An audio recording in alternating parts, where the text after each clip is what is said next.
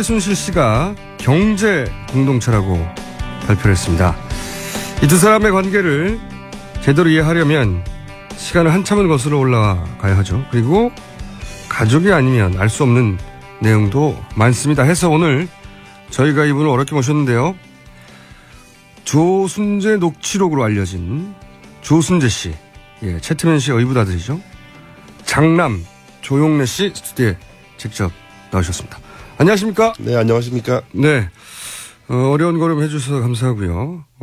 우선 최태민 씨 가족관계가 워낙 복잡해가지고 간단하게 그것부터 정리를 좀 해보죠. 아버지 조순재 씨가 최태민 씨의 의붓아들이죠. 네, 그렇습니다. 네. 여기서 의붓아들이라는 건 그 최순실 씨의 모친 임선희 씨. 네. 예, 본인에게는 할머니 되시는 거죠? 네, 그렇습니다. 그런데 이제 최태민 씨와 재혼하기 전에 이전 혼인에서 낳은 아들 이렇게 되는 거죠? 예, 그렇습니다. 첫 번째 결혼하셔서 낳으신 첫 번째 자식이고 첫 아들이에요. 장남이시고. 네네. 예, 관계가 그렇습니다. 소위 이제 조순재 녹취라는 게 지난 2007년 한나라당 경선 당시에 등장을 했습니다. 이 내용이 박근혜 후보가 무능하다, 부도덕하다, 그리고 최태민 씨와의 사적인 관계, 그리고 박정희 자금은 어떻게 되었다, 최태민 일가는 재산을 어떻게 축적했다, 무려 9시간에 걸쳐서 진술한 내용의 녹취록이고, 이게 이제 대중적으로 제대로 알려진 건 이번 게이트를 통해서입니다. 우선 그 조순재 녹취록을 작성한 조순재 씨 아버지는 박정희 대통령 그리고 최태민 씨하고 어떤 관계 속에서 일을 했나요? 거기서부터 시작해보죠. 이전에 공보부 장관이셨던 그 이원우 장관 비서관을 하셨어요.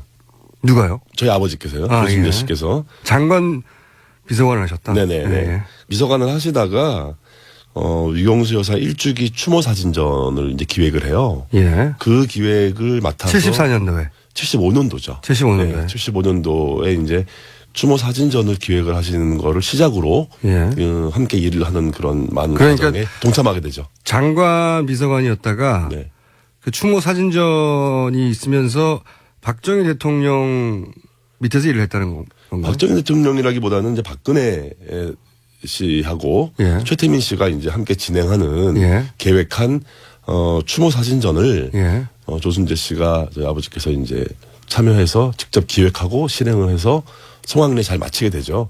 네, 그거를 기회로 이제 좀 능력을 인정받고 그러면서 본격적으로 이제 구국봉사단이라든지 뭐 이런 쪽의 재단 일에 관여하시게 됩니다. 아하. 그 최태민 씨가 대한구국선교단 일을 본격적으로 할 즈음부터 합류를 하신 거군요. 네, 그렇습니다. 처음부터 시작했습니다. 그러면은 박근혜 대통령을 굉장히 오래 전부터 알았던 사이네요. 74년 5년부터. 네, 그렇습니다. 가까이서 봤을 것이고.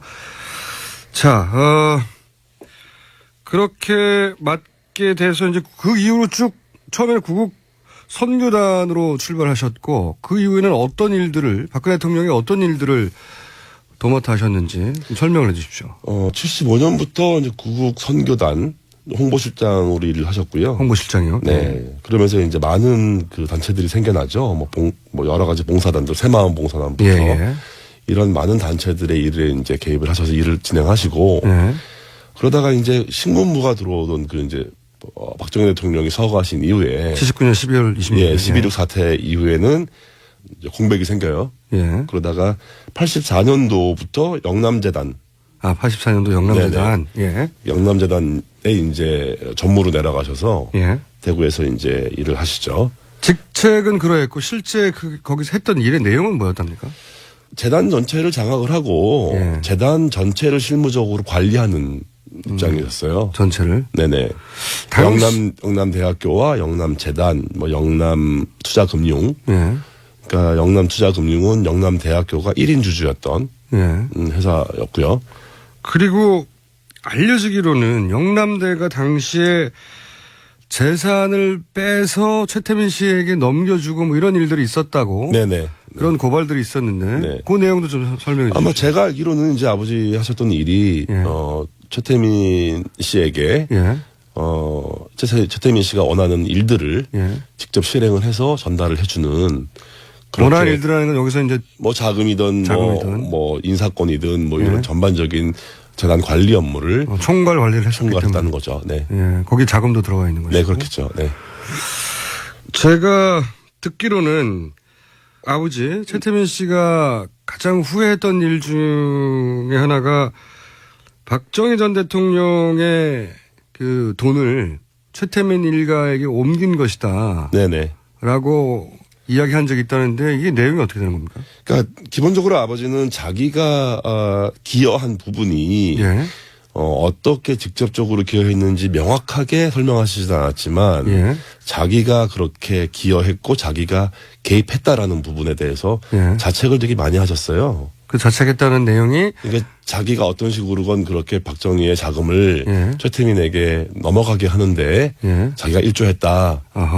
맡은 역할이 후회스럽다. 이제 그런 부분을 많이 자책하셨죠. 네. 생전에. 네네. 그러니까 박정희 전 대통령의 뭉치돈이 어디 갔느냐 말들 얘기하고 또 일각에서는 그것이 최태민 씨에게 옮겨졌다라고 주장하는 사람들도 있는데 아버지가 생전에 본인이 그런 역할을 일부 했고 거기에 대해서 후회했다. 네네. 그렇군요. 그리고 이제 당시 아버지가 2007년에 이명박 캠프를 굳이 찾아가서 박근혜 당시 후보가 대통령이 되면 안 된다고 얘기하면서 굉장히 오랫동안 진술을 했고 그것이 지금까지도 남아있는 소위 이제 녹취록입니다. 조선제 녹취록. 왜 일단 여기 찾아가게 된 배경도 조금 있죠. 이제 박근혜 대통령 후보가 당시 아버지를 모른다라고 얘기했던 부분. 처음에 거기서부터 시작합니다. 네, 거기서 시작합니다. 이제 거기에 대한 분노, 자신의 일생이 해왔던 일이 부정당하는 비애. 75년부터 했는데. 네, 그렇습니다. 네, 그런 거가 많이 있었고요. 아버지가 그런 녹취를 남기거나 증언을 해야겠다. 그래서 검증 과정을 다시 한번 좀 치밀하게 해서 박근혜 후보가 되는 거를 좀 막아야겠다 하는 의도는 분명하셨고요. 그래서 이제 그쪽 이제 접촉을 했고 그 과정에서 당시 한나라당의 이명박 캠프 당직자들도 굉장히 적극적으로 아버지한테 이제 증언을 해달라 요청을 하고 찾아오고 이렇게 해서 증언이 이루어지죠. 예. 근데 이제 그 내용들을 보면 한마디로 요약하면 박근혜 대통령 후보는 대통령감이 아니다라는 얘기가 큰 덩어리예요. 네네. 그다음에는 이제 재산 관련된 이야기가 또 있는데 그리고 이제 최태민 씨와의 이제 사적인 관계. 네. 최태민 씨와의 사적인 관계는 본인은 잘 모르실 테고 그렇죠. 그렇죠. 예. 네, 모르실 테고 특히 이 박근혜 대통령이 대통령감이 아니란 얘기는 생전에 아들한테 했을 법도 한데요. 많이 하셨죠. 네. 왜 대통령감이 아니라고 하셨어요? 기본적으로 거짓말이라는 부분인데요. 거짓말이요? 예, 사람이 거짓말을 한다는 게 거짓말을 하면 표가 나게 돼 있거든요. 예. 근데 전혀 표 안 나고 자신조차도 진실이라고 믿고 하는 거짓말. 아, 그렇게 표현하셨어요? 네네. 예. 그래서 그런 그 지독한 거짓말을 하는 사람이 지도자가 됐을 때, 불행한 나라, 비극의 나라가 될 거다. 그런 거에 대한 게 있으셨고 오랫동안 같이 일을 하면서 이제 아버지가 겪은 박근혜 씨 이사장으로 있었고 본인은 실무를 총괄했으니까 그러니까 업무적으로 능력이 없음 업무적인 능력이 없다는 거를 뿐이 아니라 무책임하다는 부분 다시 말하면 어떤 의미에서 뭔가 일이 잘못되고 나면 책임은 자기는 회피하고 쏙 빠지고 다른 사람들이 다 이제 대신 뭐 책임져야 되고 본인 모른다고 거짓말하고 네네네 그게 이제 하루 이틀 된 일이 아니라는 거죠. 아 그래서 결국은 그 평생 도와준 자기도 모른다고 한 것에 이제 폭발하신 거군요. 뭐 그것도 폭발했지만 사람들은 이제 아버지를 아는 많은 분들은 오해를 충분히 할 수 있는 상황이긴 했어요. 어떤 의미에서? 뭐 박근혜 정도 되는 사람이 당신을 모른다고 하면 당신 뒤로 좀 뭐 받은 거 있지 않냐. 뭐 와서 뭐 미안하다 그러지 않더냐. 뭐 보상 좀 받은 거 있냐. 이런 식의 비아냥들이 있었고요. 아, 주변에 두 분의 관계를 알던 사람들이 그렇죠. 오래된 적으로 모른다고 했는데 알 수밖에 없잖아요. 다 약속된 거 아니냐. 예, 뭐 짜고 친 거 아니냐. 뭐 그런 거에 대해서 아버지가 근데 그런 게 전혀 없었어요? 전혀 없었어요. 예. 아버지는 그냥 한 방에 당하신 거예요, 그냥? 그냥 그거에 폭발하신 거죠. 예. 자기가 결국 그렇게 남겠구나, 사람들 기억에. 그런 거에 대해서는 못 참았던 부분이 있어요.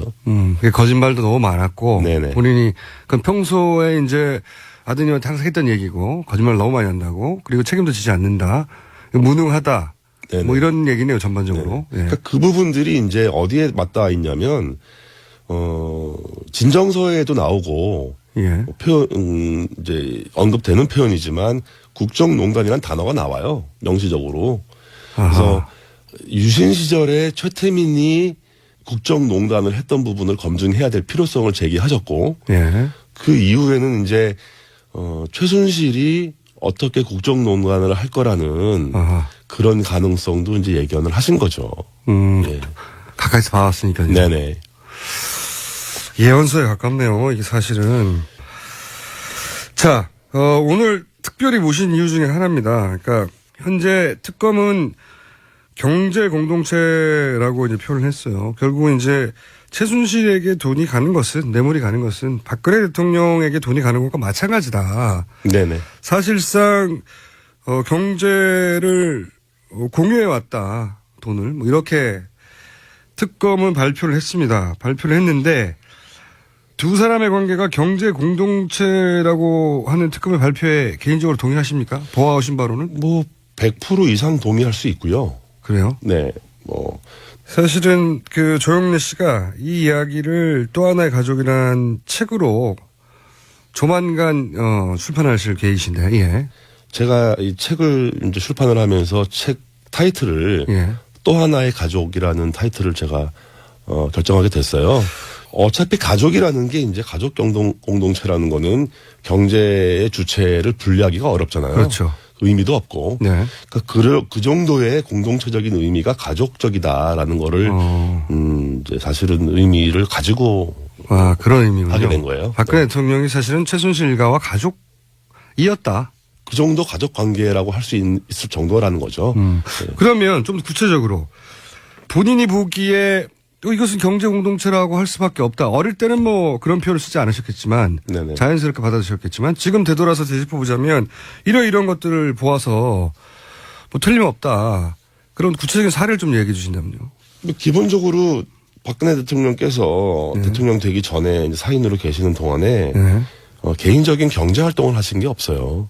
돈을 벌어본 적이 없습니다. 네, 소비 생활도 하신 게 없고 직접 소비 활동을 하진 않았으니까. 그러니까 물건도 자기가 직접 사본 적이 없다고 하니까. 뭐 박근혜 씨 집에서 이제 살림을 도와주는 가사도우미부터 운전기사, 뭐 경비원 이런 사람들도 저희 어머니가 이제 뭐 특히 이 가사도우미 같은 경우는 저희 어머니가 아는 분을 지인을 이제 보내주셨고 그분들에게 들어가는 뭐 급여나 비용. 또 생활비 하다못해 뭐 장을 봐서 식재료를 구입하는 비용 이런 것들을 직접 박근혜 씨가 지불하지 않았으니까요. 그 돈은 어디서 나왔습니까? 뭐 임선희 할머니한테서 나와서 저희 어머니가 집행을 하고 최순실 씨의 모친이자 네네. 본인에게는 할머니가 되는 네네. 임선희 씨가 그 돈을 다 냈다. 네. 들어가는 모든 돈이 다 임선희 씨로부터 나왔다. 네, 그렇습니다. 예. 본인이 직접 벌어서 뭘 써본 적이 없다. 네네. 그러면 어머님이 이 박근혜 대통령에게는 어떤 역할을 해주셨어요? 어머님은 또? 그러니까 뭐 아까 말씀드린 대로 가사 도우미도 저희 어머니가 이제 결정을 해서 보내주신 분을 이제 믿고 이제 오랫동안 한 12년, 13년 이 정도를 이제 일을 해주신 분이 계세요. 그리고 이제 어머니는 자주는 아니라고 하시지만 이제 가끔 박근혜 씨 집을 방문을 해서 가사를 좀 챙겨드리고. 또 건강관리도 좀 챙겨드리고. 건강관리를 했다는 건 어떤 의미입니까? 뭐 많이 몸이 안 좋으시고 뭐 아프고 그럴 때는 이제 주사를 좀 놔주시고. 그래요? 어머님이 어머니가 간호사를 오래 하셨어요. 그러셨구나. 네. 그 시절부터 병원을 가기보다는 이렇게 주변에 그냥 비선 의료에 도움을 그러니까 외부에 노출되는 생활을 좀 많이 꺼렸던 것 같고요. 그리고 이제 믿을 수 있는 사람들과의 관계에서 많은 것들이 이루어지고 그러다 보니까 이제 외부 활동을 안 하고. 그러면 어머님이 간호사 출신으로 뭐 주사도 놔주고 지금 요즘 한참 문제가 되는 이런 뭐 영양주사 같은 것도 놔주고. 네네. 각종. 그 시절부터 그렇게 주사를 맞으셨군요. 자, 그럼 또 한 분을 또 여쭤보지 않을 수가 없는데, 이제 임선희 씨가 돈을 다 줬다. 생활비가 뭐고, 그렇게 알고 계신데, 할머니인 임선희 씨와 그러면 박근혜 대통령과의 관계는 어떻게 설명할 수 있습니까? 어떤 관계였습니까? 뭐, 그야말로 가족 같은 관계고, 딸처럼 챙기고, 보살피는, 그렇게 이제 저희는 알죠. 경제적으로 후원뿐만 아니라. 네네. 그럼 예를 들어서 지금 언론에 보도되기로는 국회의원 선거 나갔을 때, 네. 그때는 최순실 씨가 아니라 임선희 씨가 생전이었기 때문에 임선희 씨가 오히려 그런 역할을 주도적으로 다 했다. 지금 최순실이 하는 것으로 알려진 뭐 후원이라든가 도와준다든가. 뭐 이제 그 부분은 경제적인 어떤 영향력을 임선희 할머니가 가지고 계셨을 때고. 그때는. 네. 그러면 그때는 경제권을 할머니가 가지고 있을 때요? 그렇게 알고 있어요. 그때까지는. 사실상. 사실상 그때까지는 그렇게 알고 있고, 이제 그때 무렵부터 이제 많이 넘어가겠죠. 나이가 있으시니까. 네네. 근데 이제 어쨌든 그때까지는 할머니가 주도적으로 이제 행사하고 관여하실 수 있었고. 그러면 예를 들어 선거에 나갔을 때 필요한 선거 자금 같은 경우는 그 역시 할머니가 챙기셨나요? 그렇죠. 저희 할머니가 뭐 여행용 트렁크에 실어서 갔다. 여행용 트렁크에? 예. 현금을 실어 갔다. 뭐 이런 얘기를 제가 아버지한테 들었으니까. 아버지한테? 네. 아버지도 그러면 그때 당시에 그 선거에 도움을 주기 위해서. 아버지도 가셨대요. 뭐 선거 사무실에도 가보고. 그때까지만 해도 이제 다. 네네. 할머니가 돌아가시기 전까지, 그러니까 할머니 2000년이 되기 전까지만 해도 할머니랑 그렇게 뭐 뵀던 관계이기 때문에. 근데 이제 2000년이 가까워오면서 급격하게 이제 벽이 생기죠, 할머니하고. 그러면 선거 자금도 역시 임선희 씨로부터 나왔다고 봐야 되겠네요. 네, 그렇게 생각하고 있습니다. 그러니까 아버님 보시기로는. 네네. 아버지한테 직접 들으신 얘기죠. 네. 그때 이제 국회의원 처음 당선됐는데 그 트렁크에 현금을 실어서 날랐다. 네네. 네, 할머니 돈을. 네. 나중에 이제 그 기사를 보고 다른 또 보도를 보니까 그 운전해 주셨던 기사분도 그렇게 했다고 얘기를 하시더라고요. 그건 운전부사가 본 것이고. 예, 그래서 본인은 아버지한테 직접 들은 예, 그렇죠. 그래서 그걸 나중에 보고 이게 진짜 그렇구나라는 걸 그때 그냥 듣기만 했는데. 네네. 뭐 설마 진짜 그랬을까 싶은 생각도 들었었는데. 어릴 때는. 네. 그런 얘기를 아버지 돌아가시기 전에 저한테 많은 말씀을 하셨거든요. 이제 그때 들었던 얘기들이 대부분. 그때 당시 선거를 그러면 진두지휘한다고 할까요? 예를 들어서 뭐 그때는 돈을 많이 쓸 때거든요. 뭐 봉투 막 나눠주고 막 그럴 때인데 그런 역할도 임선희 씨가 했었나요? 뭐 저희 할머니가 기본적으로 손 크신 분이기 때문에 네. 뭐 그런 역할을 하셨다면은 뭐 부족하지 않게 주지 않았을까. 그렇군요. 그리고 특검에도 참고인으로 나가셨죠. 네네. 최근에. 특검에서는 어떤 걸 물어봤고 어떤 내용을 진술하셨어요? 이제 할머니 재산 관련해서. 재산 역시. 예, 뭐 이제 차명이 어떻게 형성돼 있는지. 그 많은 차명을 사용했던 사람들이 이제 대부분 가족 관계에서. 그러니까 먼 친인척까지 다 동원됐다고요? 예, 다 동원됐기 때문에 그 중에 이제 어떤 사람들과 관계를 파악할 수 있냐, 알고 있느냐는 거. 이 사람들이 누구냐? 네네, 주된 질문이었고요. 이름들이 너무 많이 나오니까. 제가 뭐 모르는 건 모르고 아는 건 안다고 말씀드리고. 본인이 아는 이름도 등장하던가요? 예, 있었습니다. 네. 그런데 이제 그분들이 이제 차명으로 그런 재산을 관리하거나 그 사람 이름으로 되어 있었다는 거죠. 말하자면. 네네, 그렇습니다. 근데 이제 본인이 모르는 이름도 많이 있었고. 예. 그렇군요. 그 차명 관련을 확인해 주려고 하셨군요. 그러니까 임선희 할머님 중심으로 해서 할머니의 친인척 관계, 최태민 씨도 관련이 있겠지만 친가 외가의 친인척들이 쫙 있던가요? 뭐 거의 망라돼 있다고 봐도 무방할 것 같고요. 뭐 깜짝 놀란 건 저희 외조부님 이름도 나오니까. 외조부님요? 예, 사실은 연결고리가 없거든요.